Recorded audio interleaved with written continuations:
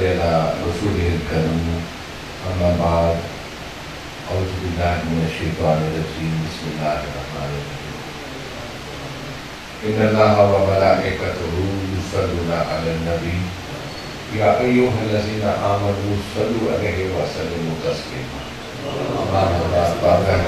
صلی اللہ علیہ وسلم درود اسلام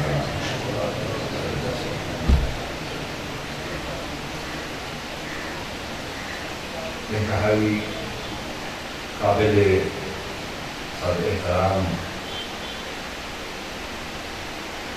بر صغیر کی انتہائی معروف درگاہ غوث بندگی رحمۃ اللہ علیہ سجادہ نشین حضرت قبلہ سہیل جیلانی سے ان تقریب جلس موجود مشائخ عظام علماء کرام جماعت اہل سنت تحریک منہاج القرآن اور تمام اہل سنت تنظیمات دنال منسلک عاشقان رسالت امام صلی اللہ علیہ وسلم اور کچھ شریف دلی کے بزرگان اولیاء کرام دی دھرتی جہاں وچ جگہ جگہ بڑی صغیر کے عظیم ہستیاں آرام فرمائیں غوث بندگی آپ رحمت اللہ علیہ شاہ جیلان دے پوتے حضرت جلال الدین سرخ پوش بخاری رحمت اللہ اور الحمدللہ بزرگان دی سرزمین دے اوپر حاضری قبلہ قاری محمد الیاس صاحب دعوت دے اوپر انہیں دلالے نے گرامی فیض احمد سعیدی صاحب رحمت اللہ علیہ تعالیٰ انہیں رسم چہر اجلی حاضری کا موقع ملے بزرگان بھی اجازت دیئے اور دوستو آج 28 سفر اور کل 27 سفر کو تاجدار کائنات خاتم الرسول خاتم النبیین حضرت محمد مصطفیٰ صلی اللہ علیہ وسلم نے مکہ شریف اور مدینہ کی اور آج تریڑی بات سارے واسطے وہ عظمتیں کا مہینہ اور رحمتیں کا مہینہ اور کرم کا مہینہ جہدے وچ اللہ سونے نے ساتھ اپنے پیارے محبوب تاجدار کائنات خاتم الرسول حضرت محمد مصطفیٰ صلی اللہ علیہ وسلم جیسی ہستی انعام میلاد پاک کا مہینہ اور یقیناً وہ خوش نصیب لوگ ہیں جنہیں اللہ دے محبوب اور اپنے پیارے آقا دے میلاد شریف دے نال اپنے گھر دیا محفلہ سجے اور دوستو بزرگیں نے زمین پہ بیٹھا کیا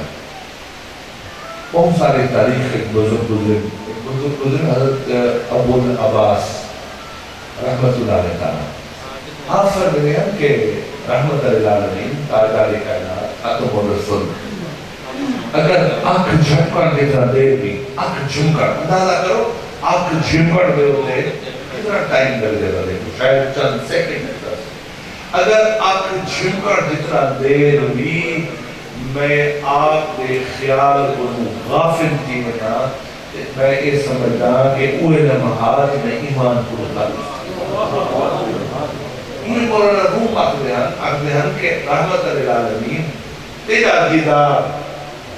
دیدار ہی سارے دکھیں کا حل تیرا دیدار ہی سارے بیمارے کا حل ہے تیرا دیدار ہی سارے مسئلے کا حل ہے گو کون شخص ہے گویا کہ دنیا میں جتنا بھی بزرگ ہستیاں گزرن گیا اصل یا عام کو نگاہ مسلمان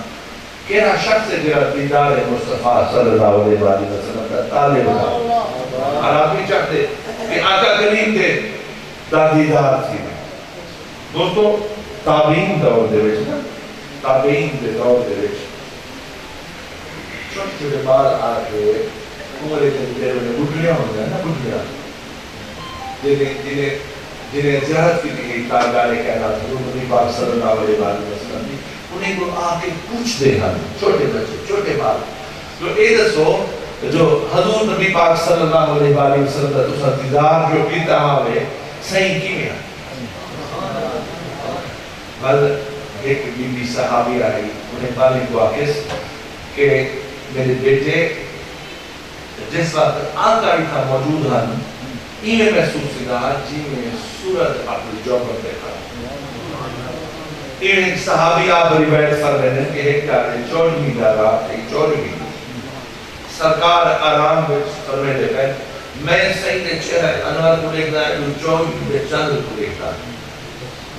آخر مہینہ دے پہنچا جو حسن مصطفیٰ دے وہ 14 دے چند کچھ دکھائے اللہ صریف کی کر دے نا وَاسَامَ الْجُوْدَ رِيَارِ سَجَنَ وَاسَامَ الْحُوتِ حِجَاز وطن آدیک فرید دا بیت رضن نمروز ازن دیتا مطلب دوستو میں ایک جاتے جدوئی چہتن مار اتنا میں یہ بات سنئیے حضرت صاحب موجود بیٹھن تھے حضرت سوڈین سے انہیں بھی موجود کی دویش ہوئی میں کل اس سامنے بھی ایک بات کیونکہ جس سرزمین سے بیٹھا نا ایک اور سرزمین ہے 800 سال 900 سال کو دربارہ موجود ہے اور دربارے دا اوہ رونکا ایک دربارے دا رنگ اور رونکا تا قیامت انہیں ہی رہا تا قیامت میں تو ایک واقعہ سوڑے نا میں اتنا بھی سوڑے کہ میں پچھلے سال حضرت دادا ڈر بخش رحمت اللہ علیہ تعالیٰ دیکھو اشتحال کی رستے میرا پہ دادا صدابر صاحب نے دیوان پاک کرنا شیخ کیا رسا تھوڑا رستہ بولے سے راوی دا بول کراس کی بولی بعد میں اس غلطی کا احساس سے پتہ نہیں من بے واپس کے اندے والا دادا صاحب نے دربار دے دوستوں راوی دا بول کل پہلے حضرت دادا ڈر بخش رحمت اللہ علیہ آپ دا رضا ہے آپ کا 979 پر تبے تقریباً 21 سال گھٹ 1000 سال کو اور سال سائیدہ کون گزرے 18 ہوئی سال پہلے سال کی گالے اتھا جہانگیر بادشاہ دی قبر راوی دے پالے پاسے دے لاہور لینو بھی ٹاؤس جہانگیر بادشاہ دے نال ان دی اہلیہ نور جہاں دی قبر ہے اور میں تو وہی کہا رسا جہانگیر او بادشاہ جائے سارا پاکستان کی عبادی ہی میرے 22 کروڑے اور عالم اسلام دا 5 یا 6 وغیرہ کرتے پاکستان حوالے دے ریال کا تے بڑے صغیر دے وچ ہندوستان آئیتا پورا پاکستان پورا بنگلہ دیش پورا افغانستان پورا 4 ملک کٹے آنا رونے دا بادشاہ جہانگیر اور جہانگیر نے کئی اشرے تک بڑے صغیر جو ہوتے ہیں حکومتی دیئے کئی اشرے تک اور پھر وہ بادشاہ ہو گیا نا وہ ایک ڈیموکریٹک سسٹم پہ نا انہیں خلاف نہ نو کانفیڈنس دی گئی نہ ہوں دور دے وچ مارشل رہا نہ اسمبلی دی مدت پوری سی دی گئی نہ اسمبلی احتجاج سی رہا بادشاہ دا جو حکم ہو رہا وہ ہی قانون جہانگیر دی قبر ہے اور جہانگیر دینا نور جہاں دی قبر ہے نور جہاں دی وہ محبوب بیگم ہے جس وقت بادشاہ دربار بن رہا وہ پچھو بات دی گئی انہیں کمر دے پچھو اور تاریخ آخری ہے انہیں ابو دے اشارے دے نال بڑے صغیر دی تقدیر دے فیصلے دے اور انہیں نالی ہی قبر ہے جنہی ان دی بیٹی دی ہے جہانگیر اور نور جہاں اور امی آپ نے شعر لکھے دیوان لکھا جیدہ ایک روبائی آج بھی ہم قبر دے ہوتے ہیں اگر سمجھ دے کو لکھی کر گئی وہ کیا لکھ دیئے وہ لکھ دیئے بر مزارے ماں غریباں نئے چراغے نئے گلے نئے پر پروانہ سوزت نئے صدائے گلے بادشاہ دی بیٹی جہانگیر دی بیٹی یہ لکھ دیئے کہ اسا غریبے دی قبر دے ہوتے نہ چراغ جل رہے نہ کہیں گل پاشی واسے اپنے پھول سٹڑ واسے نہ اتنا صدائے بلبل بلبل دی آواز ہوسی نہ اتنا آگے جنہیں جلسے پروانے جلسے بادشاہ دی بیٹی اور دوستو جی میں ایسا واپس موڑ کٹ کے دادر صاحب دی نگریے حاضر تھے سے حضرت خواجہ معین الدین چشتی اجمیری کا ایک شعر کنے وچ گونجتا کھڑا کہ گنج بخش فیض عالم مظہر نور خدا ناک سارا پیر کا کامل کامل آ رہا ہے ایک پاسے او بادشاہ ہے جہاں دنیا دا بادشاہ ایک پاسے او بادشاہ ہے جہاں تاجدار کائنات دی غلامی کی ایک عاشق نے کہا خوب آگے محمد محمد کرے دے گزر گئی احد نال احمد ملے دے گزر گئی خدا کو پیچھو سے محمد دے اولے تیرا اسم اعظم پکے نہیں گزر دوستو جائے تاجدار کائنات کا وفات کی تھی جائے تاجدار کائنات کا محمد کی تھی جائے اپنی ذات کو تاجدار کائنات کی ذات سے گم کر لیتے دنیا دی بادشاہ بھوک گئی لیکن آقا دے غلام کی بادشاہ اس وقت تک کہے جب تک دنیا کہے اور میں کہوں کہ اہل سنت دا اجتماع حضرت صاحب موجودگی ہے ایک عرض کرے گا کیا کہ میں خود بھی مشکل رہے گا پوری دنیا کے لیے میں بار اسلامی نظریاتی کونسل بھی رہ جاؤں گا عہدہ سپریم کورٹ جج دے برابر ہوں لیکن ایک کال میں کہوں اپنے مشاہدے دی روشنی سے کیا اے عزیز دوستو عاشقان رسول اور شریف رحمن والے اور یاد رکھیں دنیا دی ہر بادشاہت دنیا دی ہر حکومت عرضی ہے اللہ دی عزت کی قسم اگر کوئی حکومت ازل تو ابد تک رہنی ہے تو مصطفیٰ کریم صلی اللہ علیہ وسلم آئیے اور ایک رومکا دربار نے رومکا ایک خانقہ ہے جو رومکا ایک تا قیامت چل رہے تا قیامت اللہ سے فرماتے ہیں اب عرفان اللہ کا ذکر رکھ حضرت ابو عطاب پوچھو ہے کہ بارہ فانا اللہ کا ذکر کی تشریف فرماؤ بارہ فانا اللہ کا ذکر کیا ہے انہیں فرمائی کہ تشریف فرمانے کہ بارہ فانا اللہ کا ذکر کی تشریف یہ ہے کہ اللہ سبحانہ فرماتے ہیں میرا محبوب جنہ تیرا ذکر کرے سی جنہ تیرا جسم عطر کا ذکر کرے سی جنہ تیرا ذکر کرے سی گویا ذکر تیرا ہو سی وہ ثواب عبادت پروردگار کا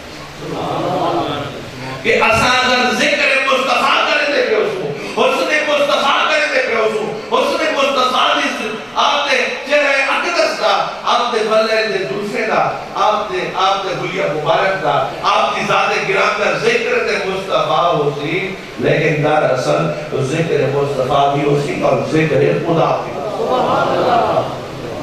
دوستو ایک آیت کریمہ میں پہلے تلاوت کیجئے ان اللہ و ملائکتہ یصلون علی النبی یا ایھا الذین آمنوا صلوا علیہ وسلموا تسلیما آپ ویڈیو کے غور فرماؤ کہ جتنا بھی انبیاء کرام ہیں اللہ تبارک و تعالی نے انہیں اپنے مدارج دیتے حضرت موسیٰ علیہ السلام کو اپنا اللہ تبارک و تعالی نے درجہ عطا کرتا ہے ایویں حضرت عیسیٰ علیہ السلام کو حضرت یوسف علیہ السلام کو حضرت ابراہیم علیہ السلام کو ہر کہیں کو لیکن جس وقت آقا کریم جس وقت رحمت للعالمین جس وقت تاجدار کائنات جس وقت خاتم الرسل جس وقت خاتم النبیین او خاتم النبیین جنہیں متعلق حضرت خواجہ فرید فرمودن میرا عشق بھی تو میرا یار بھی تو میرا دین بھی تو ایمان بھی تو میرا کعبہ قبلہ مسجد منبر مصحف قرآن بھی تو میرے فرض فریضے حج زکاتہ صوم صلاۃ اذان بھی تو اور میں تو وہی کہا تھا سے بات کہ تیرا سرکار فرید نے فرمایا نا یہ ہر شیخ دا یہ ویسے حضرت غوث پاک کی اولاد دیکھنے رہے ہر شیخ دا عقیدہ کہیں سرائکیے چاہ کے کہیں پنجابیے چاہ کے کہیں اردوے چاہ کے کہیں فارسیے چاہ کے کہیں عربیے چاہ کے عقیدہ سب کا ہی ہوئے بجو قلندہ لاہوری کو من پوچھو وہ بھی یہ بجاتے بیٹھے نگاہ عشق و مستی میں وہی اول وہی آخر وہی یاسین وہی تاہا وہی قرآن وہی قرآن میں بہت سوچتا مطلب تو ہوئے کہنا میرا عشق بھی تو میرا یار بھی تو میرا دین بھی تو اور بزرگان اولیاء کو پہلے سنا دیا کہ آقا آنکھ جھٹ توڑ دے تیرے خیال کن میں غافل تھی وجہ میں ایمان دیکھ میں سمجھتا کوئی نہیں یہ عقیدہ حضور دے غلام دا ایمیں دربارہ نہیں چکے گیا ایمیں غوث نہیں تھی پئی ایمیں خواجہ غریب نواز نہیں تھی پئی ایمیں دادا نہیں تھی پئی ایمیں خواجہ نہیں تھی پئی ایمیں اچھ شریف دنیا کائنات نہیں تھی پئی ایمیں اجمیر شریف کائنات نہیں تھی پئی ایمیں کوٹ پہ شریف نہیں تھی پئی جنہیں بزرگان اور اولیاء کرام نے ساری زندگی آقا دیش کے گزاری پر ہونے دے آسانی کو او فیض مرتفع حاصل ہے تا قیامت تک جاری ساری. دوستو ایک چھوٹا جہاں واقعہ تو ہم چھوڑے نا کہ حضرت آقا کریم کو ستامی ہے نا حدیث میں آقا کریم مکہ تو مدینہ شریف ہے حضرت سیدنا صدیق اکبر رضی اللہ ایک محبت اور عشق کی گال سوئی اور خود بعد میں اپنی دوست کی طرح ہے. آپ نے مکہ شریف اور مدینہ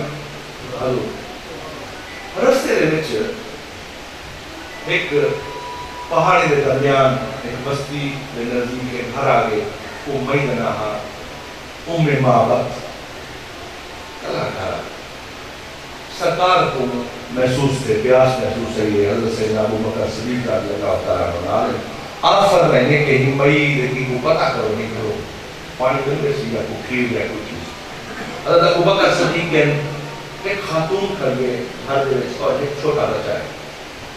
آپ نے مئی کو پوچھے کہ اما کوئی پانی کوئی کھیر دل میں سی وہ بی آکے ہوتا رہا معبد وہاں کہ ایک بکری میرا خامن مال شرن گیا ہوئے ایک بکری میرے گھر کریے ان دی حالت ہے کہ آپ نے قدمیں دلتے کھڑ نہیں سکتے اتنا کمزور ہے. اگر وہ کھیر ہوں کو ڈبدا ہوتا تو وہ بھی میرا خامن چرن مل گیا ہو جا. وہ بکری موجود ہے. اساجی یہ روایت ہے کہ کوئی بھی آگیا سامنے دی خدمت کرنو لیکن آج میں معافی چاہنیا کہ میں خدمت نہیں وہ جانتی نہیں جو کون ہے خدمت نہیں کر سکتی میں شرمسارا. حضرت سیدنا صدیق اکبر رضی اللہ تعالیٰ عنہ کا دماغ ہے آج کے دن آپ سر پہلے جو بھائی کو اپنی جو بکری گھنا حضرت ابو بکر صدیق کہنا بکری گھنا سرکار نے ہی میں اپنا دست دیکھا غریبانہ دست ایک دست او ہے یہ ذہن سے رکھا ہے جہنے اشارے نال چند روپ رکھتے تھے ایک او دست پا کے جہنے میں سرکار علی دی عرصت کی نماز قضا کو ادا کرنے واسطے ہی ہاتھ مبارک نے اشارے دے نال سورج واپس ایک او دست پا کے جہنے میں صحیح حالی ولادت پاس حادثت بعد بہت چھوٹی عمر ہے چند حضرت ابو طالب جو لکھا آپ دے چند ہاتھ سے اشارے دے نال چند شمبت کرتا کرے بہت دست ہے بکری جو ایمیں رکھے نے جھرجری کریے اور بکری کے کھڑے دے وچ یہ حدیث پاک ہے یہ کوئی ایمیں روایت نہیں کہانی قصہ نہیں حدیث پاک دوست کرا ہے. بکری نے جھرجری بھریے کھان کھیر کا بھری اتنا کھیر آگے بابت دے گھر دے سارے برتن بھری آقا کریم نے نوش فرمائے سیدنا صدیق اکبر سے نے نوش فرمائے بابت نے آپ کو نوش پیتے آپ کو بھی صحابیہ باتیں پڑھی اور اسے بعد انہیں بیٹے بھی پیتے والے بھی کھیر باشی اور حضور ابو چلے گئے وہ اتنا حسن مصطفیٰ دے وچ محب تھے کہ انہیں خیال بھی نہیں آیا کہ پوچھا سے یہ ہے کون. آقا کریم قبلہ ابو سفر کر گئے کچھ دیر بعد خامد ہے گھر کو دیکھیں وہ اپنی گھر کی کیفیت بدلی پیدا ہوتی ہے. گھر وہ ہی نظر نظرتے گھر ہوتے کوئی ایسی نورانی لاٹ ہے ایسی کوئی نورانیت ہے جو وہ نظرتے میرا گھر نہیں کوئی گھر ہے اندر میں جاتی گھر لی کو پوچھے بابت سے ایسی آج کوئی گھر مہمان بھی آیا اور بابت آکے ہاں آج مہمان ہے کون ہے یہاں اور وہ نہ تھا وہ کچھ نہ سکتا نہ وہ پتا کون ہے وہ آکے حضرت حضور کا اولیاء بیان کرنے لگی اور حضرت ابو بکر صدیق سے تجسس اگر کہ او آئے ہن تے کچھ نہیں کہ ہم نہ اولیاء دسو اولیاء کیا اور معبد بیان پہ کرے دی آدھی ہے وہ انجی ہستی ہے میں ہوں جہاں حسین و جمیل آج تک نہیں دیکھا اور بلا اولیاء بھی بیان کی دوست کہ آقا کریم وہاں پہ سونا پرے بیٹھا آپ نے سونا نظر تھا قریب ہم محبوب کا سونا اور آپ کا پورا ولائے کا ظلفہ آپ نے جھکا ہوا نظرہ آپ کی ہے کہ چیز بھولیا بیان کی تو والا ہم فرضی نہ رکھی ہوتی ہوئے نہ پتا کہنا آج اس مبارک آیا سارے کار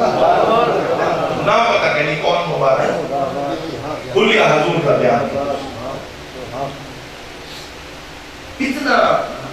اور تو پالا کیا جو ہمارا وہ کھیر لگا کیا تھا سنا کھیر لگا کیا سنا ہے کون اس خواہ جا کے تو میں کو کیوں نہیں سجا مجھے تو دیکھ رہا دورا مجھے کو ساتھ دو چاند دمے ہوتے والو آخر کے جگر کی نہیں والا آمین تبے کو ضرور سکی اس واقعے سے بعد اور میں گا ختم کرانے بات سمجھا کیا وہ واقعے سے بعد پکڑیاں چھڑن دور نہ ملا جو کی نہیں بلا وہ مبارک پہ میں مجھے زیارت کرتا ہوں بھئی صحابیہ حضرت آج کا معبد رضی اللہ تعالیٰ عنہ روز انصاف کرنیوں کا پتر بھی جو کلے مت آؤں مبارک وارتا وقت گزرتا رہ گیا دوستو پھر کارے 14 سال سے خاطر ویندی مدینہ شریف مدینہ پاک گئی 14 سال گندی کھڑیے جب بار دی نگاہ پہ حضرت سیدنا صدیق اکبر رضی اللہ تعالیٰ عنہ گلی چھوڑ بار بھائی دے ماں کو آکھے امان تیرا مبارک دا ساتھی آؤں گا میں جو نیچے ہوئے تو سکھ دی بدی ہے میں جو نیچے سودے حسین کر کے تھکی ہے رضا وہ قسم نہیں کر لیتا مبارک دا ساتھی تو میں مبارک دا نام فرق لیا وہ تو آبو رکھی بدی انہیں کہ بی بی تو کہنا سے کہ تو مبارک دے نال آیا میں ہوں مبارک دا دے بکری تو تے حاضر لیا حسن جی کہ وہ سمجھ گئے کہا بھی یاد آگے میں کہا حضور دا وہاں میں نے ترستی بدی آپ کو مبارک دا کہ والا دیدار کی رہا میں کہ آپ نے دیکھ میں دیتا وہ ہوں کہتے ہیں آقا کریم رحمت اللہ علیہ مسجد سے بھی مسجد علی کسی مسئلے میں بیٹھے ان میں اوہرے تک پتا کہ نا سنی بدی حضور دا نامی سنی بدی ہر شہر سنی بدی لیکن ایک پتا کہنا دیکھ میں مبارک سمجھی بدی ایت محمد رسول اللہ صلی اللہ علیہ وآلہ یہ تاجدار کائنات سامنے رکھ کھڑیے تعارف سے یہ حضور انہیں بعد اسلام قبول کی تو سیدی بیعت تھی اور واپس چلی گئی اور اس کا خامن پورے سے کوئی مشرف کا اسلام دوستو کال اینڈے کو مقیدہ بیا تھیا کہ راوی لکھتے کہ وہ بکری جنہوں کے تاجدار کائنات نے دست کریمانہ فرمایا اسے بعد آقا دے کہ دنیا تو پردہ وٹھانے دے بعد دور حضرت صدیق اکبر آ گیا وہ بکری دا عالم کو یہاں کی دے والا اسے بعد حضرت سیدنا عمر فاروق رضی اللہ تعالیٰ نے دور آ گیا بکری مورے کی کیوں کیے دینے اور وہ دور دے وچ قحط آیا اور چشمے خشک کی گئے کنویں ترے رہ گئے والوی عرب شریف ایک مشہور ہا جو معبد کی بکری آج بھی کیے دیتے جنہیں تاجدار کائنات دستے شخص فرما پھر دوستو میلاد مصطفیٰ کا مہینہ ہے اللہ سنہ فرمائے نا اور میرے جو دیکھو ہر نبی کو میرے پروردگار نے اپنا شان دیتے جنہے آدم علیہ السلام دے تخلیق تھے یہ نا اللہ سوڑے نے حکم دیتے فرشتے آدم دی تکریم اللہ سے کو چاہیے دی فرشتے حکم دیتے ہیں کہ مستقہ کا پروردگار نے خود سجدہ کرن خود پروردگار نے شان پروردگاری دے خلافہ حکم فرشتے ہوتے اور جتنا عبادات کریں وہ سب رب سب عبادات کے اوپر نماز سالے واسطے قرآن سالے واسطے حج سالے واسطے زکاة سالے واسطے نوافل سالے واسطے وردے سالے واسطے دنیا دی ہر عبادت سالے واسطے لیکن جس میں حضور ذات اقدس تاجدار کائنات تشریف کے نمبر فرمائش ان اللہ و ملائکتہ یصلون علی النبی پہلے خبر دیتی ہے کہ اللہ تعالیٰ خود اور انہیں تمام فرشتے نبی صلی اللہ علیہ وسلم تے درود و سلام دیتے خود کو بخواست باقی ہر عبادت کا حکم الحمد شریف کو رکھتے بننا ہستا قابل بیٹن کوئی ایسی آیت کریمہ کہنی جرا حکم دے ان کو پہلے اللہ سیاہ کہو جو میں خود کی حکم کرے اور درود پاک کا خود فرمائش کہ کہ اللہ سے انہیں تمام فرشتے نبی صلی اللہ علیہ وسلم درود و سلام بھیجیں والمخاطب تھی جاتے اے ایمان والو تو سبھی وہ درود و سلام بھیجو تمہیں درود و سلام بھیجا جاتا یہ وہ عبادت ہے درود و سلام کہ جیلی کی نہیں مسترد تھی بھی نہیں سکتی حضور فرماتے ہیں میرے پہ درود بھیجے دے میں ان کا درود سننا بھی ہاں جواب بھی دینا اور حضرت بیٹھے تھے آپ کو قومی اور عالمی شخصیات ہیں حضرت فائر سے آپ دے گھر اترانن شاید انہیں دی تو مقدم تے دا پتہ ہو جائے میں جانا پوری دنیا کا آپ کو لوگ جان دیں دوستوں کہا کہ انہیں دا گھر آپ گڑی مشین بھی انہیں بھائی سیاستدان بھی اور کون سارے مخالف سیاست بھی کریں آج دے دور دے ویسے اگر کہیں دا تعلق کہیں دنیا کھڑے دار نال بڑھ کے فارسی دا تحصیلدار نال بڑھ کے ڈی ایس پی نال بڑھ کے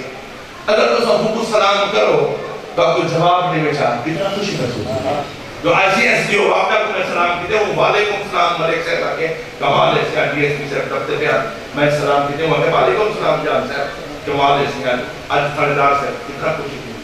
ارے کسو این کو بڑی خوش نصیبی کیا ہو گئے کہ تاجدار کائنات تو آدھا سلام سونے میں صحیح جواب ہے نعرہ تکبیر نعرہ رسالت نعرہ خلافت نعرہ حیدری تاجدار ختم نبوت تاجدار ختم نبوت تاجدار ختم نبوت این کو عزم کے نام وظیفہ کیا کیا چیز سکتے پیرے کو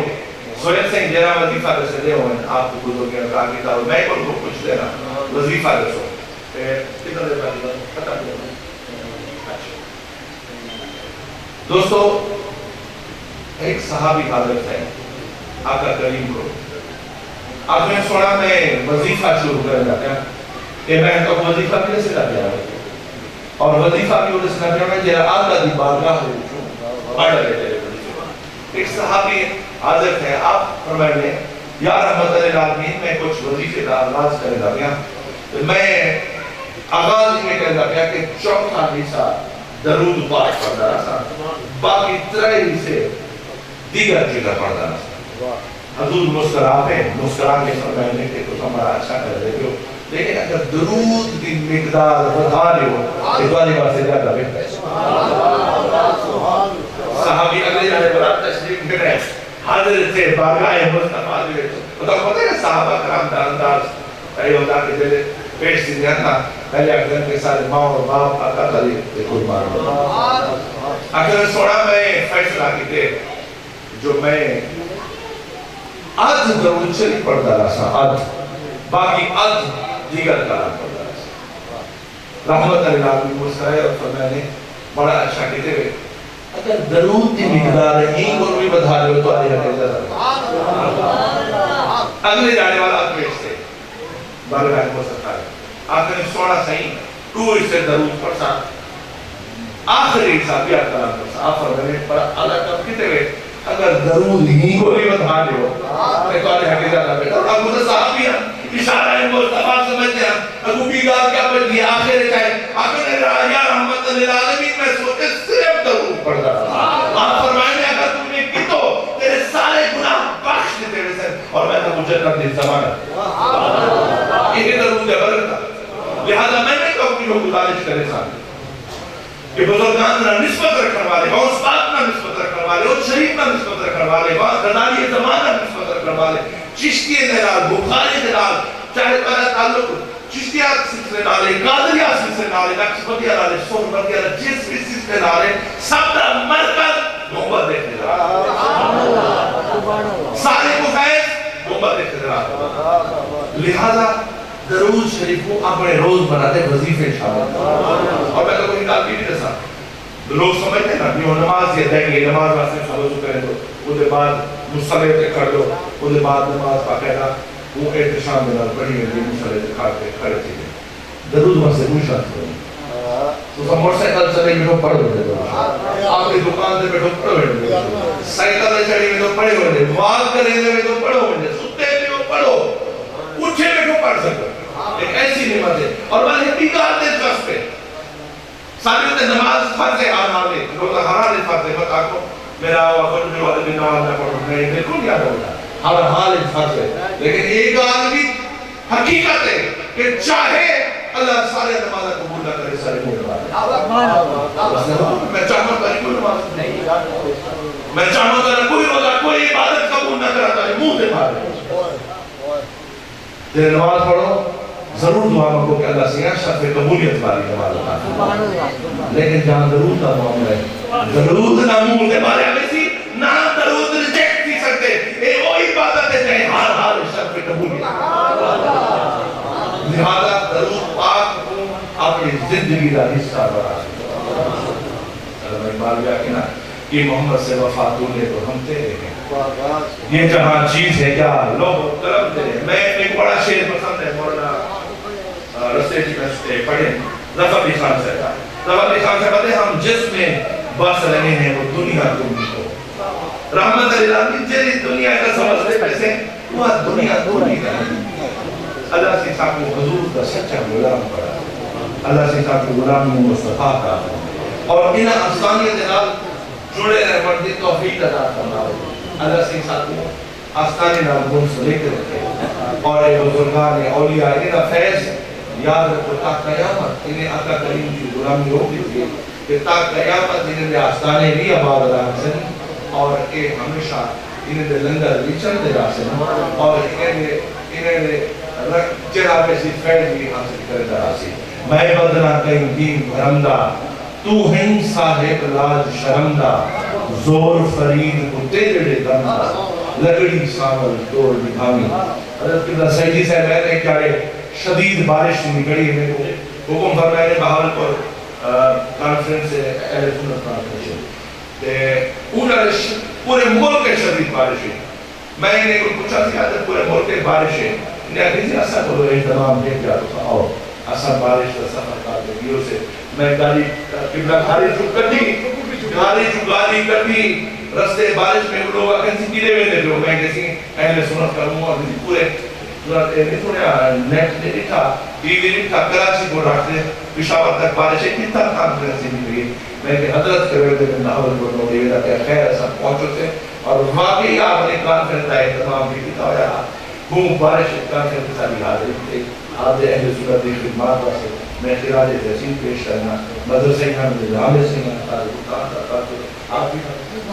بارش آپ رشید ہیں اللہ سے سارے جتنا کہ اقابلین اہل سنت ہیں انہیں سب دے جب خاص کر انہیں حیات فرما دے بادشاہ جرم مارا دردگار معبودہ کاریم تو عمر سکار تو نکو کاری بابت کر لیں جرم پہ اندازہ بہت کر لیں وما علینا الا البلاغ ونصلي ونسلم على رسوله الكريم أما بعد فأعوذ بالله من الشيطان الرجيم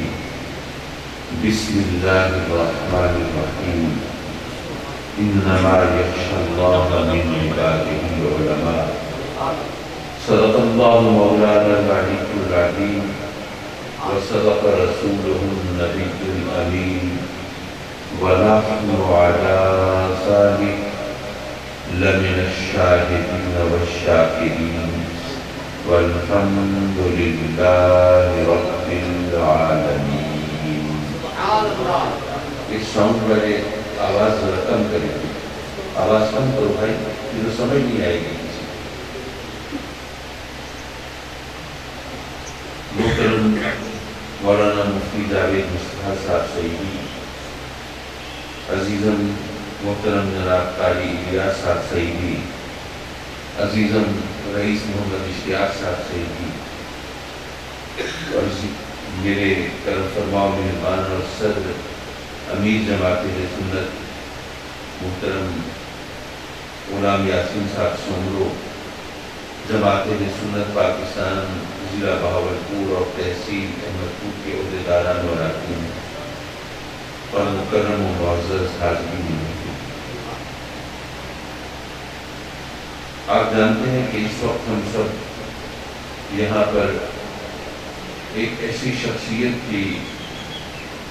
فاتحہ چہروں کے لیے حاضر ہیں جنہوں نے علم کے چراغ جلائے، لوگوں کے عقیدے اور ایمان کی حفاظت کے لیے زندگی وقف کی، قرآن و حدیث کی خدمت کی، اور اس طرح الحمدللہ انہوں نے صراط مستقیم پر چل کر لوگوں کی رہنمائی کی۔ محترم مولانا رئیس فیض احمد صاحب سعیدی علیہ رحمہ، اللہ تعالیٰ ان کے درجات مزید بلند فرمائے۔ حضرت محترم، اللہ تبارک و تعالیٰ نے انسان کو پیدا فرمایا، اور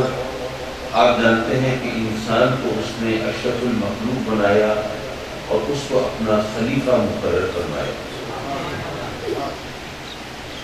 جہاں تک خلیفہ کی بات ہے تو خلیفہ کسے کہتے ہیں، یہ چیز ذرا سمجھ میں رکھیے۔ ایک ہمارے ساتھ ظلم یہ ہوا کہ انگریز نے مسلمانوں کے جو عزت و وقار کے جو القاب تھے ان کو اس نے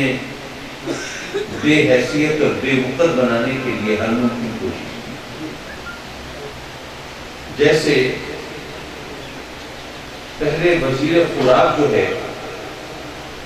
وہ خانے ساما کہلاتا ہے کہ بھئی یہ وہ خان، وہ وزیر جو یہاں خوراک کا، اس کے ساز و سامان کا ایک طرح سے ذمہ دار ہے۔ تو انہوں نے اس کو اس کے بے حیثیت اس طرح کیا کہ وہ وزیر خوراک کو خانے ساما کہتے تھے، انہوں نے باورچی کو خان ساما کہنا شروع کر دیا۔ اسی طرح جب خلافت عثمانیہ کے حوالے سے ٹیپو سلطان نے مسلمان خلیفہ سے مدد چاہی تو انہوں نے یہاں پر خلیفہ کے لفظ کو اتنا بے حیثیت کیا کہ نائی اور حجام کو خلیفہ کہنا شروع کر دیا۔ اسی طرح آپ جانتے ہیں کہ آج اگر آپ کسی کو مولوی یا ملا کہیں تو وہ اس کو اپنی تحقیر سمجھتا ہے کہ اس کو ذلیل کہا کیا جا رہا ہے اور اس کو رسوا کیا جا رہا ہے۔ لیکن اگر آپ ذرا اپنی تاریخ پر نظر ڈالیں تو حضرت ملا علی قاری، حضرت ملا جیون، یہ عزت اور وقار کے القاب نے ان کو بے حیثیت کیا۔ بہرحال یہ ضمن بات نکل آئی۔ میں اس کر رہا تھا رب کائنات نے انسان کو اپنا خلیفہ مقرر کیا۔ خلیفہ کسے کہتے ہیں؟ اگر اس کو اردو میں کہیں تو نائب کہیں گے، انگریزی میں کہیں تو اس کو اسسٹنٹ کہہ سکتے ہیں، ڈیپٹی کہہ سکتے ہیں، ایڈیشنل کوئی ڈیوٹی کہہ سکتے ہیں، وائس جیسے اب president, vice president, chairman, vice chairman, تو یہ اس حوالے سے یہ خلیفہ کا مفہوم سمجھا جا سکتا ہے۔ لیکن فرق یہ ہے کہ کوئی بھی نائب ہو، مثلا کوئی صدر ہے تو یہ بھی نائب صدر ہے، تو نائب صدر کی ڈیوٹی کب ہوگی؟ جب اصل صدر جو ہے وہ کہیں گیا ہے، غیر حاضر ہے، کہیں مصروف ہے، یا دنیا سے رخصت ہو گیا ہے، یا اس نے استعفیٰ دے دیا ہے، تو اس وقت نائب صدر آئے گا اور صدر کی ڈیوٹی سنبھال لے گا تاکہ کام چلتا رہے۔ جیسے پرائم منسٹر، وزیر اعظم وہ ملک سے باہر گیا ہے تو اس کی غیر موجودگی میں ڈیپٹی پرائم منسٹر وہ اس کے فرائض کو دیکھے گا اور اس کے اختیارات کو استعمال کرے گا۔ تو یہ جو نائب ہوتا ہے یہ اصل صاحب اختیار کی غیر موجودگی میں اس کے اختیارات کو استعمال کرتا ہے۔ اب رب کائنات نے انسان کو اپنا خلیفہ، اپنا نائب بنایا، تو سوال یہ ہے کیا اللہ کہیں غیر حاضر ہو سکتا ہے؟ اللہ تو غیر حاضر ہو ہی نہیں سکتا۔ تو پھر اس کا جو نائب ہے، پتہ یہ چلا کہ وہ اصل صاحب اختیار کے جو اختیارات ہیں ان کو استعمال کرے گا اس کے ہوتے ہوئے، کیونکہ وہ غیر حاضر ہو ہی نہیں سکتا، وہ اللہ کی موجودگی میں۔ یہاں پر لوگوں کو کچھ شکوک و شبہات ہوتے ہیں اور کہتے ہیں کہ اللہ تو ہر جگہ ہے نا، تو جب اللہ ہے تو پھر غیر اللہ کو کیوں پکارتے ہیں؟ تو بھائی وہ اللہ نے خلیفہ بنایا ہے، اپنا نائب بنایا ہے، اور وہ تو غیر حاضر ہو ہی نہیں سکتا۔ جب نہیں ہو سکتا تو ایسی صورت میں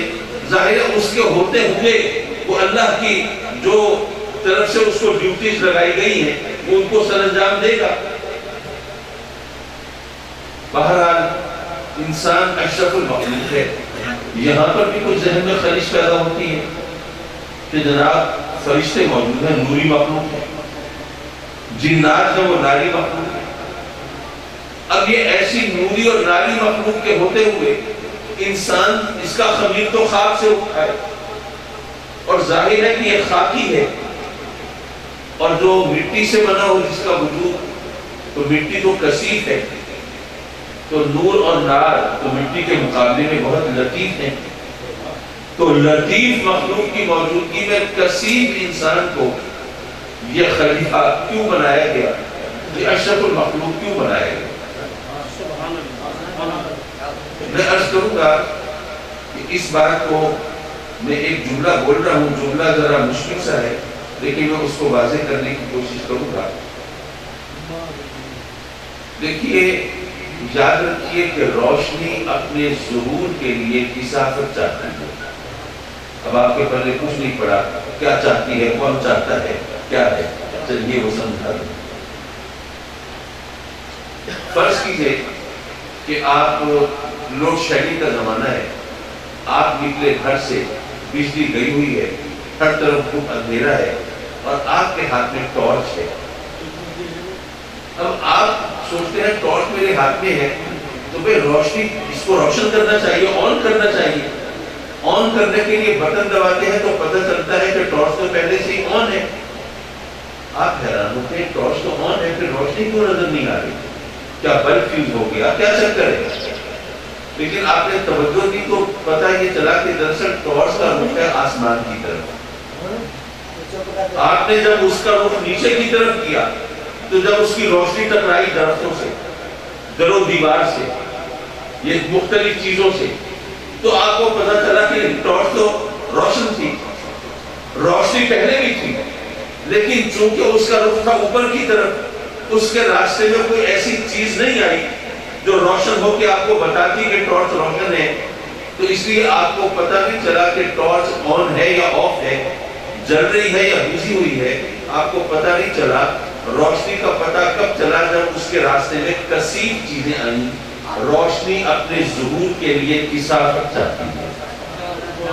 ذرا اس کو اور ذرا ایک اور مثال سے بیان کروں تو ذرا بات آگے بڑھانے میں مدد ملے گی۔ ہمارے بچپن میں ہم نے کتابوں میں ایک تجربہ پڑھا تھا کہ اگر آپ کسی تاریک کمرے میں، اندھیرے کمرے میں، اب کمرہ ہر طرف سے بند ہے، اندھیرا ہے، تمام روشن روشن دان وغیرہ سب بند ہے، لیکن آپ کو فرش پر روشنی کا ایک دائرہ دکھائی دے رہا ہے، لیکن آپ کوشش کے باوجود یہ نہیں جان سکے کہ روشنی آپ کہاں سے رہی ہے۔ تو اب وہ روشنی کہاں سے آ رہی ہے یہ جاننے کا ایک بڑا آسان طریقہ کتابوں میں لکھا تھا، تجربات میں، کہا کہ یہ تجربہ کیجئے، آپ ایسا کریں کہ کوئی کپڑا ذرا مٹی دھول والا وہ لا کے کمرے میں جھٹک دیجئے۔ جب کمرے کی ہوا کے اندر مٹی اڑے گی، گرد اڑے گی، غبار پھیلے گا، تو جس راستے سے روشنی آ رہی ہے وہ سارا راستہ روشن ہو جائے گا۔ سبحان اللہ۔ روشنی اس راستے سے پہلے بھی گزر رہی تھی لیکن اس کا پتہ نہیں چل رہا تھا، لیکن جب اس راستے میں، روشنی کے راستے میں مٹی آئی، ذرے آئے، گرد آئی، غبار آیا، تو وہ راستہ روشن ہو گیا۔ روشنی اپنے ظہور کے لیے کثافت چاہتی ہے۔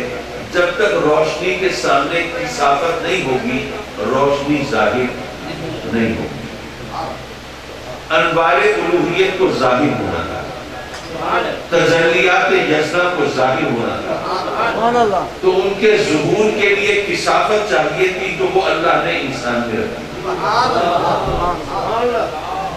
لیکن ایک چیز اور بھی ذہن میں رکھیں کہ کثافت میں بھی فرق ہوتا ہے، سب کثافتیں ایک جیسی نہیں ہوتی۔ اس کی میں آپ کو بات سمجھاتا چلوں۔ کبھی شاید آپ کو تجربہ ہوا ہو، آپ گاڑی میں، کار میں یا بس میں بیٹھ کے گھر سے چلے، اب راستے میں آپ کو کوئی چیز کھڑکی سے باہر پھینکنے کی، آپ نے ہاتھ بڑھایا کھڑکی کی طرف پھینکنے کے لیے، آپ کا ہاتھ ٹکرا گیا شیشے سے، اوہو شیشہ بند تھا، خیال ہی نہیں رہا، اچھا چلو پھر آپ نے جلدی سے شیشہ کھول کے وہ چیز باہر پھینک دی۔ شیشے کے کھلے یا بند ہونے کا آپ کو احساس کیوں نہیں ہوا؟ وہ اس لیے کہ شیشہ اتنا شفاف تھا، اتنا صاف تھا کہ اس کا پتہ نہیں چلا کہ کھلا ہے یا بند ہے۔ اب وہ شیشے کو ظاہر کرنے کے دو طریقے ہیں۔ ایک طریقہ یہ ہے کہ مٹی لے کر گارا بنائیے اور وہ گارا اس پہ لپ دیجیے تو شیشہ ظاہر ہو جائے گا۔ آپ سوچئے گارا لپا ہوا ہو شیشے پہ تو کھلے یا بند ہونے کا پتہ چلے گا کہ نہیں چلے گا؟ یہ اب بھی غلط فہمی ہوگی، نہیں پتہ چل جائے۔ ایک طریقہ اور بھی ہے، وہ کیا ہے؟ وہ طریقہ یہ ہے کہ وہ شیشہ لے کر آپ چلے جائیں اس دکان پر جو آئینہ گر کی دکان ہے، آئینہ بنانے والے۔ وہ کیا کرتے ہیں؟ آئینہ اور شیشہ، یہ دو لفظ بول رہا ہوں، پتہ نہیں ان کا فرق آپ سمجھتے ہیں یا نہیں۔ آئینہ وہ ہوتا ہے جس میں آدمی اپنی شکل دیکھتا ہے، اور شیشہ وہ ہوتا ہے جس میں سے روشنی گزر جاتی ہے، جس میں اپنی شکل نہیں دیکھتے بلکہ دوسری طرف جو چیزیں ہیں وہ نظر آتی ہیں۔ آئینہ وہ ہے جیسے آپ کے گھر میں ڈریسنگ ٹیبل ہوگی نا، اس میں وہ آئینہ لگا ہوا ہے، اس کو ویسے عرف میں ہم شیشہ کہہ دیتے ہیں، لیکن اصل میں فرق ہے شیشے اور آئینے میں۔ شیشہ وہ ہے جس میں سے روشنی گزر جائے، جیسے پانی پینے کا گلاس ہے، وہ شیشے کا گلاس ہے، اس کو کوئی آئینے کا گلاس نہیں کہتا کیونکہ وہ اس میں شکل نہیں دیکھی جا سکتی۔ اب یہ شیشہ ہے۔ آئینہ وہ ہوتا ہے جس میں آدمی اپنی شکل دیکھ سکتا ہے۔ اگر آپ وہ کھڑکی کا شیشہ لے کے چلے جائیں کسی آئینہ گر کی دکان پہ اور اس کو کہیں کہ بھائی اس کو سیکل کر دو، اس کو پالش کر دو، تو وہ اس آئینے کے ایک طرف مسالہ لگائے گا، خاص مسالہ ہوتا ہے، وہ لگاتے ہیں، اس سے پالش کرتے ہیں تو وہ شیشہ آئینہ بن جاتا ہے۔ وہ جو جس مسالے سے پالش کرتے ہیں وہ کثیف ہوتا ہے، پیالی میں رکھا ہوا نظر آ رہا ہوتا ہے، یہ مسالہ پڑا ہوا ہے، وہ ٹرانسپیرنٹ نہیں ہوتا۔ یہ نہیں ہے کہ اس کے وجود کا احساس نہ ہو، لیکن اس مسالے کی خصوصیت یہ ہوتی ہے کہ جب لگا کے جب پالش کرتے ہیں تو شیشہ آئینے میں تبدیل ہو جاتا ہے۔ اب آپ ذرا سوچئے کہ اگر کار کی کھڑکی میں شیشے کی جگہ آئینہ لگا ہو جس میں شیشے اپنی شکل نظر آتی ہے تو پھر آدمی کو دھوکا ہوگا کہ شیشہ کھلا ہے یا بند ہے؟ نہیں، آدمی کو نظر آ جائے گا، اپنی چیزیں نظر آ رہی ہیں، گاڑی کے اندر کا منظر نظر آ رہا ہے، مغالطہ نہیں ہوگا۔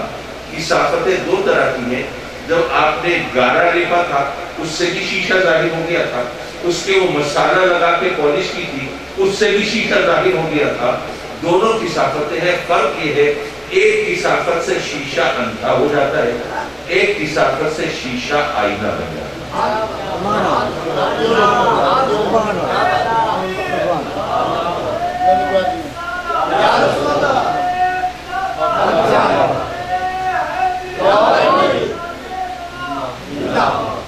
فیضان حضور غزالی زمان، فیضان حضور غزالی زمان۔ تو حضرات مکرم، اب یہ ہمارا اپنا انتخاب ہے، انسان کے اندر کثافت ہے، لیکن ہم اس کون سی کثافت کا انتخاب کرتے ہیں؟ وہ کثافت جس سے شیشہ دل اندھا ہو جائے یا وہ جس سے شیشہ دل آئینہ بن جائے؟ دوسری بات یہ ہے کہ آپ نے دیکھا ہوگا کہ اللہ تو ہر جگہ ہے، لیکن اللہ کا چرچا وہاں پہ ہوتا ہے جہاں اللہ والے ہوتے ہیں۔ آخر کیوں؟ اللہ تو ہے، لیکن اس کا چرچا کیوں نہیں ہے؟ اس کی وجہ یہ ہے کہ بات یہ ہے کہ جن کا شیشہ دل آئینہ ہوا نا، تو آئینے کی ایک خصوصیت ہوتی ہے، اگر روشنی آئینے کے مقابل آئے تو روشنی بڑھ جائے۔ لوڈ شیڈنگ آج کل عام ہے، آپ کے گھر میں لوڈ شیڈنگ ہوئی، رات کا وقت ہے، اندھیرا ہوا، تو آپ نے کینڈل موم بتی جلائی، اب موم بتی روشن کر کے آپ ویسے بیچ کر رکھ دیں، اس کی روشنی تو ہوگی، لیکن اگر وہ موم بتی روشن کر کے آپ ڈریسنگ ٹیبل پر آئینے کے سامنے رکھیں تو روشنی بڑھ جائے گی۔ لاہور میں شاہی قلعے میں وہ شیش محل کہلاتا ہے، اس میں ہر طرف چھوٹے چھوٹے آئینے لگے ہوئے، وہاں پر ذرا سی موم بتی اور روشن کریں پورا شیش محل جگمگا ہوتا ہے۔ تو آئینے کی یہ خصوصیت ہے، روشنی اس کے مقابل آئے تو روشنی بڑھ جاتی ہے۔ تو یارو اللہ تو ہر جگہ ہے، لیکن کسی علاقے میں جب کوئی ایسی ہستی آئے جس کا شیشہ دل آئینہ بن چکا ہو تو اس کے آئینہ دل میں، شیشہ دل میں جب وہ روشنی منعکس ہوتی ہے تو پھر اجالا پھیل جاتا ہے، روشنی بڑھ جاتی ہے، پھر اللہ اللہ کا چرچا شروع ہو جاتا ہے۔ تو جو اللہ والے ہوتے ہیں جب کہیں پہنچتے ہیں تو ان کی آمد سے وہاں پر اللہ کا ذکر ہوتا ہے، اللہ کا چرچا ہوتا ہے، لوگ اللہ کی طرف راغب اور مائل ہوتے ہیں۔ اچھا، انسان کے بارے میں نے کہا وہ اشرف المخلوق ہے۔ اب مجھے نہیں پتا کہ آج یہ اتنی مشکل تقریر میں کیوں کر رہا ہوں آپ کے سامنے، لیکن میں کوشش کر رہا ہوں کہ بات آپ کو سمجھاتا چلے۔ چلیے ایک مشکل پہلو اور آیا ہے، بس وہ سمجھ لیجیے اور پھر اس کے بعد نصیحت کی ایک آدھ بات پھر آپ سے جائے۔ انسان اشرف المخلوق ہے۔ اشرف المخلوق کیا مطلب؟ اللہ کی تمام مخلوق سے اعلیٰ، بہتر، افضل، اشرف۔ اب ذہن میں سوال پیدا ہوتا ہے کہ انسان جو ہے وہ اشرف المخلوقات ہے، تو کیا یہ کافر، یہ گناہگار، یہ فاسق فاجر، یہ خطاکار، کیا یہ بھی فرشتوں سے افضل ہے؟ اشرف المخلوقات انسان ہے، وہ انسان تو ہیں، تو کیا وہ بھی فرشتوں سے افضل ہے؟ میں اس کو ایک چھوٹی اور سادہ آسان مثال سے سمجھاؤں تو شاید بات ذہن نشین ہو جائے۔ فرض کریں میں آپ سے پوچھوں کہ آپ کے خیال میں دنیا کا سب سے بہتر پھل، فروٹ، سب سے بہتر پھل کون سا ہے؟ ویسے تو آدمی ہر ایک کی اپنی پسند ہے، ہو سکتا ہے کوئی کہے انگور سب سے پسند ہے، کوئی کہے سیب، کوئی کہے آم، لیکن اب میں یہاں پہ کوئی باقاعدہ فیصلہ نہیں کر رہا، صرف ایک مثال دے رہا ہوں۔ تو اس لیے فرض کر لیتے ہیں کہ دنیا کے سب سے اچھا پھل آم ہے۔ ایک لمحے کو فرض کر لیا کہ سب سے اچھا پھل، ویسے بھی آم پھلوں کا بادشاہ کہلاتا ہے۔ اچھا، آموں کی بھی بڑی قسمیں ہیں،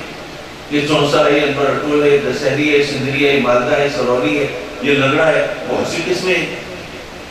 فرض کیا کہ سب سے اچھا آم انبر اٹول ہے، ہر ایک کی اپنی پسند ہے، میں صرف ایک مثال دینے کے لیے بات سمجھا رہا ہوں۔ سب سے دنیا کا سب سے اچھا پھل آم اور سب سے اچھا آم انبر اٹول۔ اب فرض کیجئے میرے گھر میں انبر اٹول کا درخت لگا ہے، کچھ دوست آتے ہیں ملنے اور میں ان سے اگر کہوں کہ میرے آنگن میں، میرے صحن میں جو درخت لگا ہوا ہے، اس درخت کے پھل دنیا کے تمام پھلوں سے بہتر ہیں، تو اصولی طور پر میری بات صحیح کی یا غلط کی؟ اصولی طور پر صحیح کی ہے، کیونکہ ہم فرض کر چکے کہ سب سے اچھا پھل آم اور سب سے اچھا آم رٹول، تو وہ رٹول کا درخت ہے نا، تو میں کہوں کہ اس درخت کا جو پھل ہے وہ دنیا کے تمام پھلوں سے بہتر ہے، تو یہ اصولی طور پر بات درست ہے۔ لیکن جب میں نے یہ بات کہی تو ایک دوست نے سوچا کہ ذرا قاضی صاحب کی ٹانگ کھینچنی چاہیے اور ذرا ان کو چھیڑنا چاہیے کہ اچھا، آپ کے اس صحت کے درخت کے پھل دنیا کے تمام پھلوں سے بہتر ہیں، چلیے ٹھہریے میں بھی آتا ہوں۔ تو جا کے دیکھنے لگا، گھوم ڈھانٹ کے اس نے ایک ایسا دانہ توڑا جس میں کیڑے پڑے ہوئے، اب وہ توڑ کے لائے، کہنے لگا جی آپ کی آنکھوں کے سامنے اسی درخت سے میں نے یہ دانہ توڑا ہے، بتائیے یہ دنیا کے تمام پھلوں سے بہتر ہے؟ اب میں نے دیکھا کہ وہ گلا سڑا، اس میں کیڑے پڑے ہوئے، میں نے کہا بھائی یہ تو گنڈھیری سے بھی افضل نہیں ہے، گنڈھیری چوسی تو جا سکتی ہے، یہ تو نہیں کھایا جا سکتا۔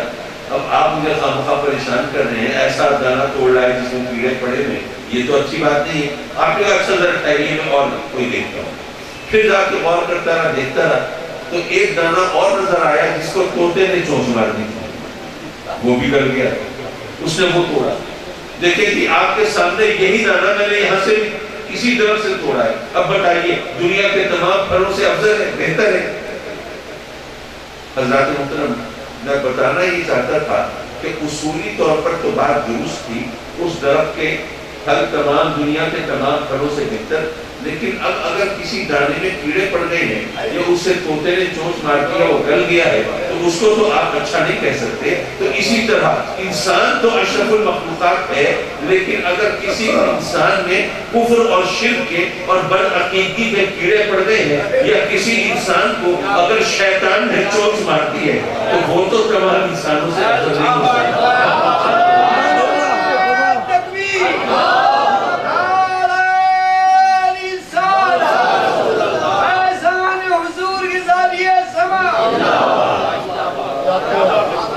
حضرات مکرم, ویسے انسان اشرف المخلوقات ہے. اچھا, ایک صاحب, میں باہر کے ملک میں تھا, یہ میرا خیال ہے کہ میں اس موضوع کو ذرا سمیٹ دوں, ذرا مشکل بات ہو تو ذرا سمجھانے میں بھی مشکل ہوتی ہے, سمجھنے میں بھی دشواری ہوتی ہے, اور یہاں پر تو لینگویج بیریئر, زبان کا بھی فرق مشکل پیدا کر دیتا ہے. تو اس لیے میرا خیال ہے کہ میں سیدھا سادہ نصیحت کی طرف آ جاؤں. حضرات کرم, دنیا سے رخصت تو ہر ایک کو ہونا ہے, اچھا ہے یا برا ہے, نیک ہے یا بد ہے, مومن ہے یا کافر ہے, ہر ایک کو دنیا سے رخصت تو ہونا ہے. اور ظاہر ہے کہ اس دنیا میں ہم ہو رہے ہیں وہاں کافی گے, یہاں کر رہے ہیں وہاں کریں گے. ویسے بھی بخاری شریف کی پہلی حدیث ہے انما الاعمال بالنیات, اعمال کا دار و مدار نیتوں پر ہے. اچھا, اس حدیث کو عام طور پر ڈرانے کے لیے استعمال کیا جاتا ہے. لوگ سمجھتے ہیں کہ جناب یہ مولوی صاحب نے جو حدیث پڑھی ہے, اس کا مطلب یہ ہے کہ جناب ہمارے اعمال جو ہے نا وہ ہمارے کام نہیں آئیں گے. انما الاعمال بالنیات, ہماری نیت کے اندر کہیں کوئی گڑبڑ ہو جائے, کوئی کھوٹ ہو جائے, کوئی خرابی ہو جائے تو ہمارے اعمال اکارت جائیں گے. حالانکہ اگر آپ غور کریں تو یہ حدیث تو ہمارے لیے خوشخبری ہے. وہ کیسے؟ چلیے اس کو بھی سمجھ لیجیے. دیکھیے, آج کل مہنگائی بہت ہے, آپ جانتے ہیں, غربت بھی بہت ہے, اللہ تعالیٰ رحم کرے. اور اس غربت اور مہنگائی کی وجہ سے بیچارے مزدور جو ہیں وہ فارغ تھے نہیں. پھر لوگوں کے پاس کوئی پیسہ ہوگا تو کوئی لوگوں کو مزدوری بھی ملے گی نا. جب لوگوں کے پاس ہی کوئی سرمایہ نہ ہو, پھر مکان کون بنوائے گا, پھر مزدوری کہاں سے ملے گی. بہرحال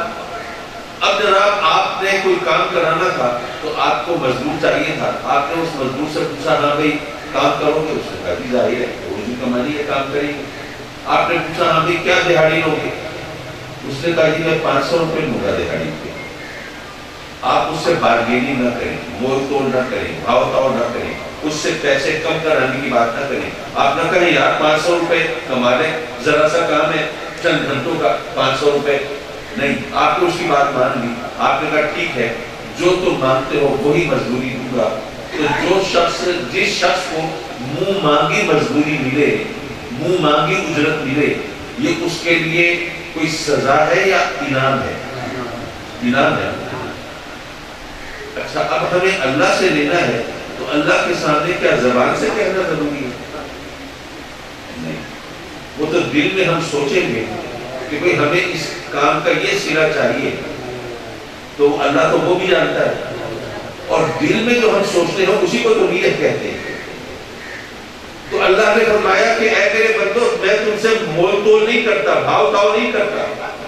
میں تم سے تمہارے ثواب کو کم کرنے کے لیے تم سے اگر مگر نہیں کرتا,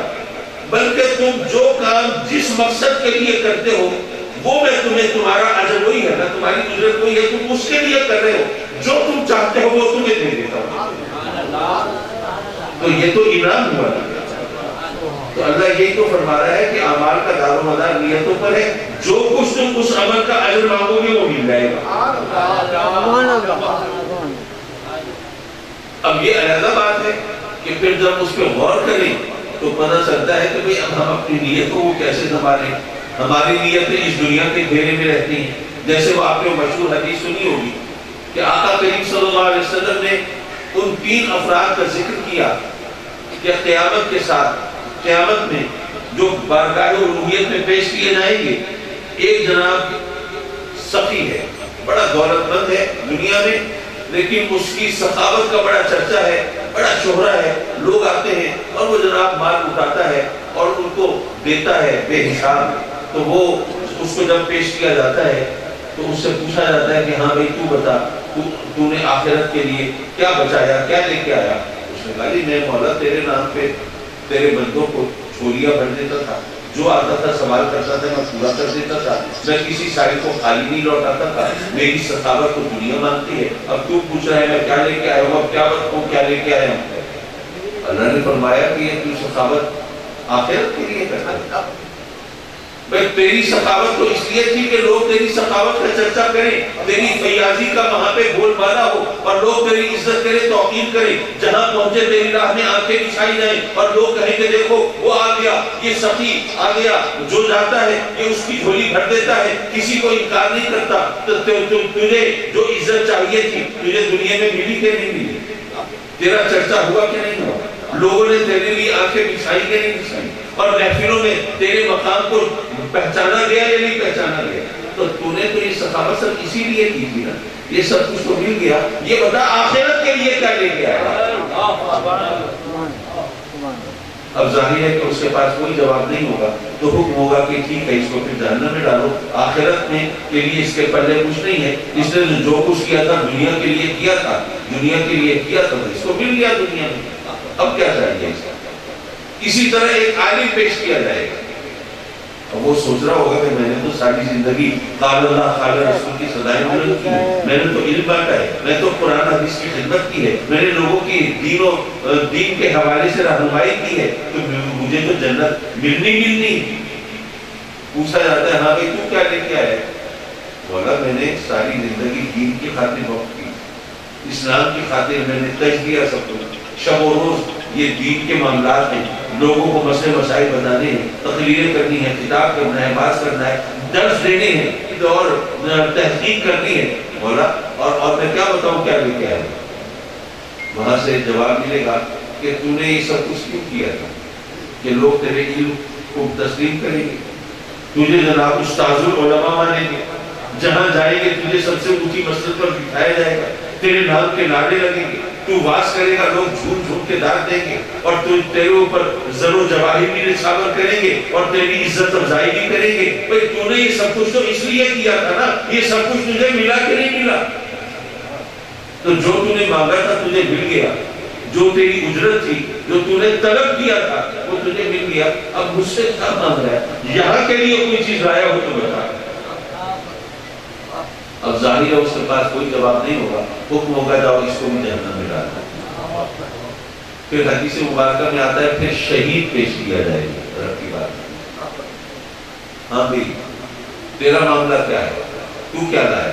کہ مولا میں تو تیری راہ میں سر کٹا کے یہاں آیا ہوں، جان دے کے یہاں آیا ہوں، جام شہادت نوش کر کے یہاں آیا ہوں. اللہ فرمائے گا کہ تو نے جان تو دی ہے، سر تو کٹایا ہے، لیکن میری خاطر تو نہیں کٹایا، دین کی سربلندی کے لیے تو نہیں کٹایا.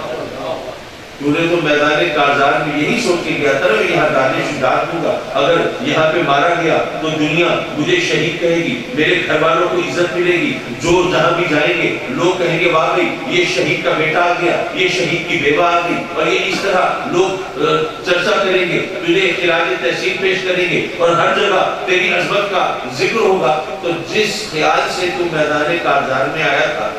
وہ سب کچھ تو ہو گیا.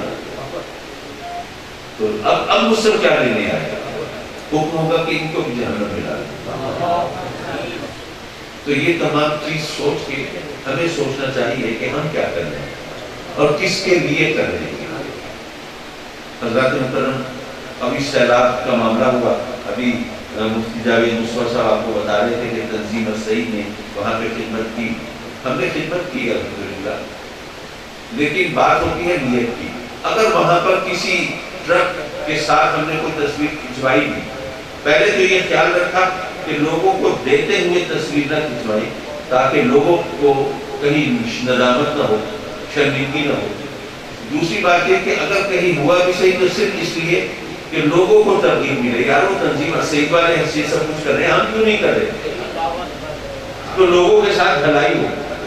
لیکن وہ بھی خدا شاہد ہے کہ وہ ہم نے اپنے دل پہ جبر کر کے کہیں کوئی تصویر کھنچوائی، ورنہ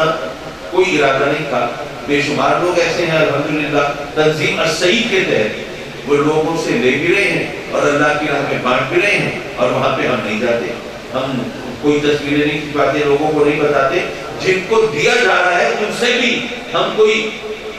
وہ عزت افزائی اور کوئی ان سے احسان مندی اور شکر گزاری کے ہم طلبگار نہیں ہوتے۔ بہرحال اللہ تبارک و تعالی ہم سب کو توفیق دے کہ ہم نیک راہوں پر چلیں۔ میں عرض کر رہا تھا کہ جو بھی دنیا میں آیا ہے اسے جانا تو ہے، اور رب کی بارگاہ میں حساب کتاب بھی دینا ہے۔ اچھا آپ کو معلوم ہے نا کہ اللہ ماں سے 70 گنا زیادہ محبت فرماتا ہے، جانتے ہیں؟ تو میرا سوال یہ ہے کہ بتائیے کہ ماں ہماری کیا ہمارا برا چاہے گی؟ نہیں، سب برا چاہے گی تو نہیں، لیکن وہ ہے تو ہم جیسی ایک انسان، اس سے غلطی تو ہو سکتی ہے۔ وہ جس چیز کو ہمارے لیے اچھا سمجھ رہی ہو سکتا ہے وہ اچھی نہ ہو ہمارے لیے، اور جس چیز کو ہمارے لیے برا گمان کرتی ہے ممکن ہے کہ وہ چیز ہمارے لیے بری نہ ہو، اس سے غلطی ہو سکتی ہے۔ لیکن وہ جو ماں کے مقابلے میں 70 گنا زیادہ محبت فرماتا ہے، کیا وہ بھی برا چیز، اس سے بھی غلطی ہو سکتی ہے؟ نہیں، تو وہ تو کبھی برا نہیں چاہ سکتا، وہ تو 70 گنا زیادہ محبت فرماتا ہے۔ تو پھر جب وہ برا چاہ بھی نہیں سکتا اور اس سے غلطی کا امکان بھی نہیں ہے، تو جو کچھ وہ چاہتا ہے ہمارے لیے ہم اس پہ راضی کیوں نہیں ہو جاتے؟ ہم اپنی مرضی چلانے کی کوشش کیوں کرتے ہیں؟ یہ ہمارے سوچنے کی بات ہے، لیکن ہمارا عالم یہ ہے کہ ہم شکر ادا کرنے کی بجائے شکووں شکایتوں پہ لگے رہتے ہیں۔ جب میں آپ سے پوچھتا ہوں، آج سے 500 سال پہلے یا 1000 سال پہلے جو بادشاہ تھے، آپ نے کہانیوں میں پڑھا ہوگا ان کے قصے، ان کا کر و فر، ان کا تمتراپ، ان کی شان و شوکت، ان کی آن بان، ان کے اختیارات، ان کا اقتدار، جناب چاہیں جس کو چاہیں وہ جاگیریں بخش دیں، اور جس کو چاہیں کوڑی کوڑی کو محتاج کر دیں، اگر چاہیں تو کسی بے گناہ کو سولی پہ لٹکا دیں، اور اگر چاہیں تو جس کو سزائے موت ملی ہے اس کو جناب نواز دیں۔ ٹھیک ہے نا، یہ بادشاہوں کی کیفیت تھی، اور کیا کیا جو چیزیں بھی ان کو میسر ہو سکتی تھی ان کا آپ ماشاءاللہ سونے چاندی کے انبار لگے، نہ جانے کیا پوچھے۔ لیکن میں آپ سے پوچھتا ہوں کہ آج ایک عام آدمی کو جو سہولتیں میسر ہیں، کہ آج سے 500-1000 سال پہلے جو بادشاہ تھے ان کو وہ سہولتیں ملتی تھی؟ گرمیوں کا موسم نہیں، باقی باتیں چھوڑیے، جانے دیجیے، میں ایئر کنڈیشنر کی بات بھی نہ کروں، کولرز کی بات بھی نہ کروں، میں ایئر کنڈیشن کوچز کی بات بھی نہ کروں، مجھے صرف یہ بتا دیجیے کہ اگر آپ گرمی میں کسی کے گھر جائیں اور آپ کو کوئی ٹھنڈا پانی بھی نہ دے تو آپ شکوے کریں گے، یار وہ ایسا بنتا ٹھنڈا پانی تک نہیں پلایا اس نے گرمی میں۔ آج سے 500 سال پہلے بادشاہوں کو آئس کریم اور کلفی تو دودھ کی بات ہے، گرمی میں ٹھنڈا پانی بھی میسر نہیں تھا، اس وقت برف تو نہیں ملتا تھا گرمی میں، زیادہ سے زیادہ وہ سراہی اور گھڑے کا پانی ہوتا تھا، بس اس سے آگے کی بات تو نہیں ہوتی۔ آج کل غریب سے غریب آدمی بھی ٹھنڈا پانی تو پی لیتا ہے۔ اسی طرح آپ کو اگر لاہور جانا ہو، آپ کے پاس دولت نہیں ہے، اپنی سواری نہیں ہے، لیکن آپ ماشاءاللہ ایئر کنڈیشن کوچ میں بیٹھ کے چند گھنٹے میں لاہور پہنچ جاتے ہیں۔ کیا آج سے 500 سال پہلے بادشاہوں کو یہ سہولت تھی؟ نہیں۔ تخت طاؤس کا آپ نے ذکر سنا ہوگا شاید، تخت طاؤس، اس کے اندر جناب وہ ہیرے لگے ہوئے تھے، سونے چاندی کا بنا ہوا تھا، بیش قیمت تھا، جناب جو دیکھتا تھا حیران رہ جاتا تھا۔ لیکن بتائیے تخت طاؤس کیا اتنا آرام دہ تھا جتنا آپ کے گھر میں صوفہ ہوتا ہے؟ نہیں، یقیناً نہیں۔ پتہ یہ چلا کہ آج سے 500 سال پہلے، 1000 سال پہلے بادشاہوں کو وہ سہولت اور آرام میسر نہیں تھا جو آج ایک عام آدمی کو میسر ہے۔ کبھی شکر ادا کیا ہے اس کا؟ ورنہ ہم تو بادشاہوں سے بھی بہتر زندگی گزار رہے ہیں، بلکہ الٹا شکوے ہی ہیں، شکایتیں ہیں، یہ ناشکرہ پن ہے۔ بس اس کا وہ فرمان سن لیجیے، وَلَئِن شَكَرْتُمْ لَأَزِيدَنَّكُمْ وَلَئِن كَفَرْتُمْ إِنَّ عَذَابِي لَشَدِيدٌ۔ اللہ نے فرمایا اگر تم میرا شکر ادا کرو گے تو میں اپنی نعمتوں کی اور فراوانی کروں گا، تمہیں اور زیادہ اپنی نعمتوں سے حصہ عطا فرماؤں گا، لیکن اگر تم نے کفران نعمت کیا تو پھر میرا عذاب بھی بڑا سخت ہوگا۔ اب یہ ہم اپنے گریبان میں جھانکیں، اپنے آپ سے پوچھیں، دوسروں سے پوچھنے کی ضرورت نہیں ہے کہ اللہ کی جو بے شمار بے حساب نعمتیں ہمیں میسر ہیں، اور اللہ نے قرآن میں فرمایا کہ اگر تم میری نعمتوں کو شمار کرنا چاہو تو شمار کر نہیں سکتے، اتنی بے شمار نعمتوں پر ہم شکر تو ادا نہیں کرتے، شکووں کے دفتر کھول کے بیٹھے رہتے ہیں۔ تو ایسے میں ہم کیا سمجھیں قبر میں ہمارے ساتھ کیسا معاملہ ہوگا اور حشر میں کیا ہوگا؟ تو یہ وقت ہے اپنے آپ کو سدھار لیں، اس کی رضا پہ راضی ہو جائیں، تو یہ دنیا بھی ہماری اور وہ دنیا بھی ہماری، تو آپ کو بتاوا ہے الحمدللہ۔ اللهم صل على سيدنا ومولانا محمد وعلى آل سيدنا ومولانا محمد وبارك وسلم وصل عليه۔ ربنا آتنا في الدنيا حسنة وفي الآخرة حسنة وقنا عذاب النار۔ میرے مولا اپنے کرم سے حضرت مولانا فیض احمد صاحب سعیدی علیہ الرحمہ کے درجات کو بلند فرما، اور انہوں نے جو زندگی بھر قرآن مجید کی دین کی خدمت کی، اس کو مقبول و منظور فرما، اور اپنے کرم سے ان کی قبر کو جنت کا باغ بنا، اور ان کی لہر کو کشادہ اور روشن فرما، اور ان کی امانتوں کی حفاظت فرما۔ میرے مولا اپنے کرم سے اپنے حبیب کے صدقے میں اس گھرانے کو آئندہ جان و مال کے نقصانات سے محفوظ فرما، اور اپنی نعمتوں اور رحمتوں سے سرفراز فرما، اور یہ سب تیرے بندے تیری بارگاہ میں سوالی ہیں۔ حضرات محترم، یہ جو اجتماعی دعا ہوتی ہے، آپ لوگ عام طور پہ اس کو لفٹ نہیں کراتے، ہر ایک اسی چکر میں ہوتا ہے کہ میں علیحدہ دعا مانگوں گا، حالانکہ یہ اس اجتماعی دعا کا زیادہ اثر ہوتا ہے، اس کی قبولیت کا امکان بھی زیادہ ہوتا ہے۔ وہ بے نیاز ہے نا، نہ جانے جس کو آپ متقی پارسا سمجھتے ہو اس کی بارگاہ میں اس کی کوئی حیثیت ہی نہ ہو، اور جس کو کچھ بھی نہ سمجھتے ہو سکتا ہے اس کی بارگاہ میں اس کا بڑا مقام ہو، تو نہ جانے کس کی آمین سے کس کی بگڑی سے ہو جائے۔ اس لیے اجتماعی دعا ہو رہی ہوتی ہے تو اس میں اپنی ضرورتیں رب کی بارگاہ میں پیش کیا کریں، اور علیحدہ علیحدہ دعا پر اصرار نہ کیا کریں۔ اجتماعی دعا کی اہمیت، وقت اور حیثیت زیادہ ہوتی ہے۔ مولا بیماروں کو صحت عطا فرما، شفائے کاملہ دے، بیماریوں سے چھٹکارا دے، میرے مولا تنگ دستی سے نجات عطا فرما۔ آج کل حالات بہت خراب ہیں، غربت نے کمر توڑ کے رکھی ہوئی ہے۔ مولا ایک کپڑا لگتا دوا ڈالوں تو دور کی بات ہے، روٹی کے نالے پڑیں گے۔ مولا اپنے کرم سے اس غربت سے نجات دے دے، کھلا رزق عطا فرما دے، کشادہ روزی دے دے، اپنے سوا کسی کا محتاج نہ کرنا ملے۔ مولا کچھ تیرے بندے قرضے کے مشتری دبے، ادائیگی کی کوئی صورت نظر نہیں آتی، میرے مولا اپنے کرم سے بار قرض سے سبک دوش کرا دے، قرضے کی لعنت سے چھٹکارا دلا دے، اور ادائیگی کے لیے بھی غیر سے کوئی بہانہ بنا دے۔ میرے مولا کچھ تیرے بندے اولاد سے محروم، نہ جانے کب سے دعائیں مانگتے ہیں، آنسو بہا کے فریاد کرتے ہیں، ان کی جھولیاں بھر دے، گوہر مراد دے دے، خوش نصیب اولاد دے دے، اور جن کو اولاد دی ہے مولا انہیں اولاد کا سکھ دکھا، اولاد کے دکھ سے بچا میرے مولا۔ ہمارے بچوں کو ہمارے خوابوں کی تعبیر بنا دے، جو بچے امتحانات دے رہے ہیں ان کے لیے امتحانات کو آسان کر دے، میرے مولا جو بچے روزگار کی تلاش میں ہیں ان کو باعزت روزگار عطا فرما دے، اور جو والدین بچوں بچیوں کے رشتوں کے بارے میں پریشان ہیں ان کی پریشانی کی دور فرما دے، اور ہمیں اولاد کی بہاریں دیکھنا نصیب فرما، ان کی خوشیاں دیکھنا نصیب فرما، ہمیں اپنے سجدوں کی لذت دے دے، اپنی عبادت کا شوق دے دے، اپنے احکام کی تعمیل کی توفیق دے دے۔ آمین آمین آمین یا رب العالمین، وصلی اللہ تعالی علی خیر خلقہ ونور عرشہ محمد وآلہ وصحبہ اجمعین، آمین برحمتک۔